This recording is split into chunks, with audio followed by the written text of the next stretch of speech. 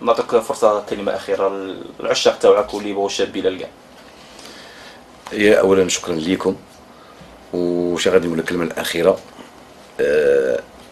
هي ان شاء الله يدومها، ونشكر هاد الناس اللي عرضوني، باسكو انا شاك فوا نجي سي فري اشاك فوا يقولوا لي وي بلال ما تجيش كاع للجزائر وتروح للمغرب وكيفاه دير حفلات غير في فرنسا والجزائر.